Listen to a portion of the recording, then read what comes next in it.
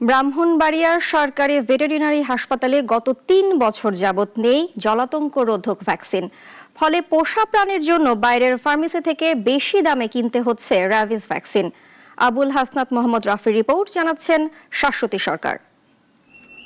আজকাল অনেকেই বাসায় শখের বশে কুকুর বিড়াল পালন করেন। সময় গড়ানোর সাথে সাথে এগুলো হয়ে ওঠে পরিবারের অমূল্য সম্পদ। তবে তাদের সুরক্ষা ও সুস্থতার জন্য সঠিক সময়ে ভ্যাকসিন দেওয়া গুরুত্বপূর্ণ। প্রাণীদের জন্য অন্যতম প্রয়োজনীয় হলো জলাতঙ্কের র্যাবিস ভ্যাকসিন। কেননা জলাতঙ্ক আক্রান্ত কুকুর বা বিড়াল যদি মানুষকে কামড়ে দেয় তবে এই রোগটি দ্রুত মানুষের শরীরে ছড়িয়ে যেতে পারে। তাই জন্মের ৩ মাস পর থেকে নির্দিষ্ট সময়ে নিয়মিত ভ্যাকসিন দেওয়া হলে জলাতঙ্ক প্রতিরোধ সম্ভব। সরকারি পশু হাসপাতালে প্রাণীদের জন্য এই ভ্যাকসিন দেওয়ার কথা থাকলেও ব্রাহ্মণবাড়িয়া সরকারি ভেটেরিনারি হাসপাতালের চিত্র ভিন্ন।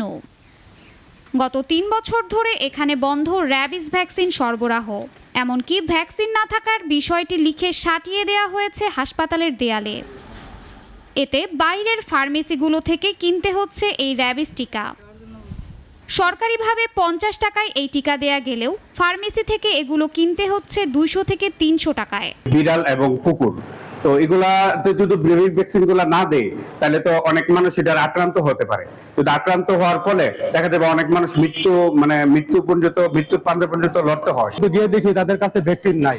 আমরা বললাম যে কেন নাই, বললো তারা ৩ বছর ধরে তারা ভ্যাকসিন দেয় না। হসপিটালে আসার পরে দেখা যায় যে ডাক্তার একটা স্লিপ আমাদের কাছে ধরাই দেয়, এই ভ্যাকসিনটা বাইরে নিয়ে আসেন। তো এই ভ্যাকসিনটা বাইরে নিয়ে আসতে গিয়ে সেটা আমরা অনেক হয়রানি হই এবং আমাদের অনেক টাকা পয়সাও অযথা খরচ হচ্ছে। অন্যদিকে চাহিদা অনুযায়ী সরবরাহ না থাকায় ফার্মেসি থেকেও খালি হাতে ফেরত যেতে হচ্ছে অনেককে।